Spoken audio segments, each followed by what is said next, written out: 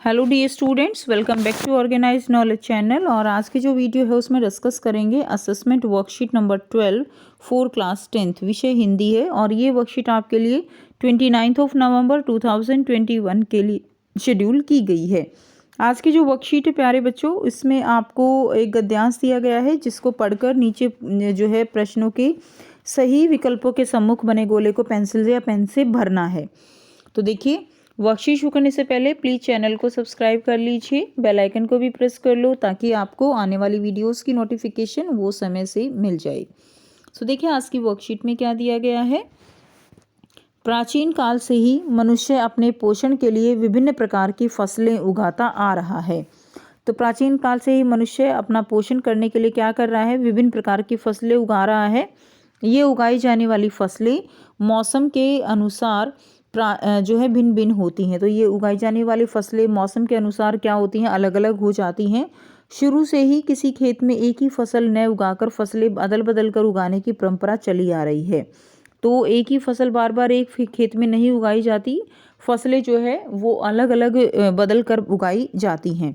परंतु यह परंपरा विशेष वैज्ञानिक सिद्धांतों पर न आधारित होकर सामान्य आवश्यकता के अनुसार चलती आ रही है।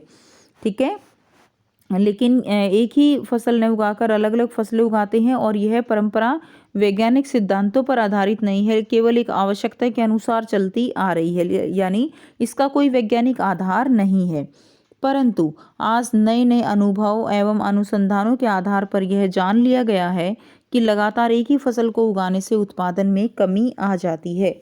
ठीक है, तो नए नए अनुभव अनुसंधान के आधार पर जो है हम कह सकते हैं कि एक ही फसल अगर हम एक जगह पर उगाते हैं तो क्या होगा, उत्पादन में कमी आ जाएगी, उस मिट्टी में पोषक तत्वों की कमी हो जाती है।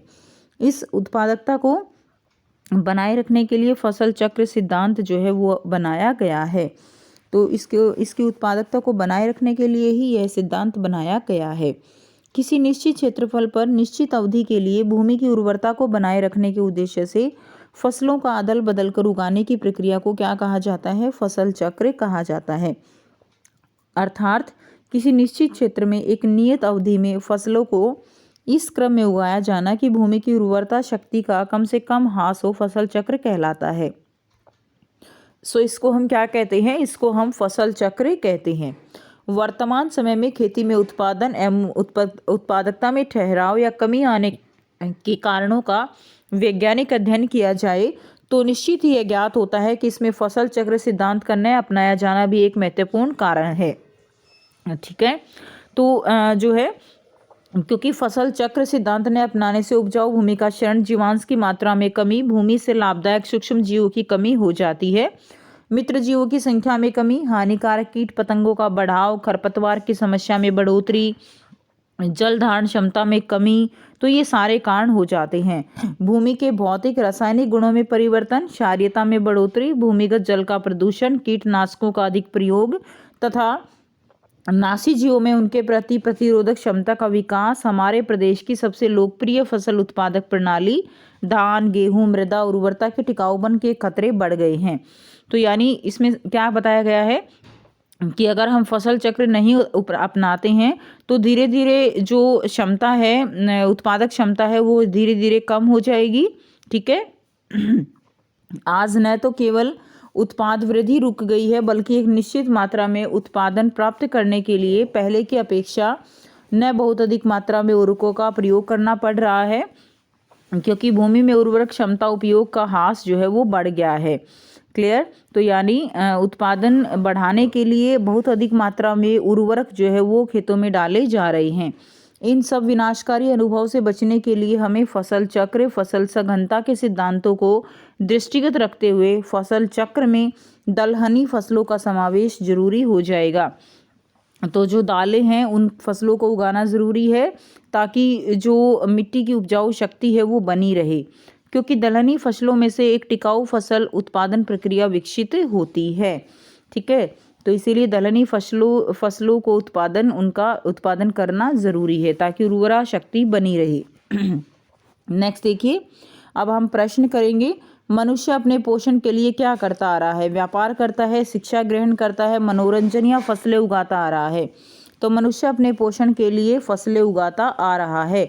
डी जो है इसका राइट आंसर हो जाएगा, फसलें उगाता आ रहा है। नेक्स्ट देखिए प्रश्न 2 है, लगातार एक ही फसल को उगाने से क्या होता है? उत्पादन में वृद्धि होती है, उत्पादन में कमी होती है, नमी आ जाती है या कोई अंतर नहीं? तो लगातार एक ही फसल से उत्पादन में कमी आ जाती है। बी जो है इसका राइट आंसर हो जाएगा। प्रश्न 3 है, फसल चक्र सिद्धांत बनाया गया है। ऑप्शन है उर्वरता को बनाए रखने के उद्देश्य से, उर्वरता में कोई अंतर नहीं रखने के उद्देश्य से, सी है उर्वरता को कम के उद्देश्य से, और डी है उर्वरता को बढ़ाने के उद्देश्य से। तो फसल चक्र जो सिद्धांत है वो क्यों बनाया गया है? उर्वरता को बढ़ाने के उद्देश्य से। ठीक है, तो उर्वरता को बढ़ाने के उद्देश्य से फसल चक्र सिद्धांत जो है वो बनाया गया है। क्लियर? या हम बनाए रखने के उद्देश्य से भी कह सकते हैं, लेकिन फसल चक्र जब हम करते हैं तो उससे उर्वरता बढ़ती है। डी जो है इसका राइट आंसर आप करेंगे। नेक्स्ट है प्रश्न 4, फसलों का अदल बदल कर उगाने की प्रक्रिया को क्या कहा जाता है? तो क्या कहा जाता है बच्चों? उसको फसल चक्र कहा जाता है, जब फसलों को अदल बदल कर उगाया जाता है। सी जो है इसका राइट आंसर हो जाएगा। क्लियर है? तो यहाँ से आप चारों क्वेश्चंस के आंसर कर लेंगे। नेक्स्ट देखिए प्रश्न 5 दिया गया है, वर्तमान समय में खेती में उत्पादन में ठहराव या कमी आने के कारण? तो फसल चक्र का अपनाया जाना, ना अपनाया जाना, मौसमी परिवर्तन या इनमें से कोई नहीं? तो सही आंसर बी हो जाएगा, फसल चक्र का न अपनाया जाना। फसल चक्र अगर नहीं अपनाते हैं तो खेती में उत्पादन या कमी जो है वो आ जाती है। नेक्स्ट देखिए 6 है, हमारे देश का मौसम डैश से भरा हुआ है। तो हमारे देश का मौसम जो है वो क्या है? हमारे देश के मौसम में मौसम भी विभिन्नताओं से भरा हुआ है। तो अलग अलग क्या है? विभिन्नताएं हैं। ठीक है, कभी बारिश है, कभी धूप है, तो जो है कैसा है? विभिन्नता से भरा हुआ है। क्लियर? नेक्स्ट देखिए नंबर 7 है, एक निश्चित मात्रा में उत्पादन प्राप्त करने के लिए आज क्या हो रहा है? तो एक निश्चित मात्रा में उत्पादन प्राप्त करने के लिए कम मात्रा में उर्वरकों का प्रयोग, उर्वरकों का प्रयोग नहीं, अधिक मात्रा में उर्वरकों का प्रयोग, और उपरोक्त सभी। तो सही आंसर हो जाएगा सी, अधिक मात्रा में उर्वरकों का प्रयोग जो है वो किया जाता है। क्लियर है? तो वो किया जाता है, अधिक मात्रा में उर्वरकों का प्रयोग होता है। नेक्स्ट देखिए क्वेश्चन नंबर 8 जो आपको दिया गया है, बिना फसलों से एक टिकाऊ फसल उत्पादन प्रक्रिया, किन फसलों से एक टिकाऊ फसल उत्पादन प्रक्रिया विकसित होती है? तिलहन है, खरीफ है, दलहन है या रबी है? तो देखिए सही आंसर क्या हो जाएगा? दलहन जो है इसका आंसर होगा। दलहन से एक टिकाऊ फसल उत्पादन प्रक्रिया विकसित होती है। बी इसका राइट आंसर हो जाएगा। नेक्स्ट है समावेश शब्द में प्रयुक्त उपसर्ग और मूल शब्द बताने हैं। उपसर्ग होते हैं जो मूंछ की तरह आगे लगते हैं।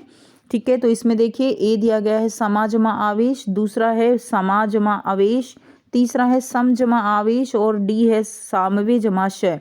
तो सही आंसर हो जाएगा ऑप्शन सी, सम जमा आवेश। सम जो है यहाँ पे उपसर्ग है और आवेश यहाँ पे मूल शब्द है। सी जो है इसका राइट आंसर हो जाएगा। क्वेश्चन नंबर 10 है, विकसित शब्द में प्रयुक्त मूल शब्द और प्रत्यय हैं। तो विकसित शब्द में जो है क्या हो जाएगा? बी इसका राइट आंसर रहेगा, विकास जमा इत। ठीक है, विकास यहाँ पे मूल शब्द है और इत यहाँ पे प्रत्यय लगाया गया है, प्रत्यय जो कि पूंछ की तरह पीछे लगते हैं। तो ये आपका जो है इसका आंसर हो जाएगा बी।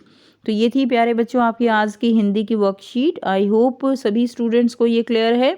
कोई भी डाउट है तो आप पूछ सकते हो। वीडियो अच्छी लगे तो प्लीज़ लाइक कर दीजिए, शेयर कर दीजिए और चैनल को सब्सक्राइब कर दीजिए। So thanks for watching. मिलते हैं नेक्स्ट वीडियो में नेक्स्ट वर्कशीट के साथ। Take care, bye bye.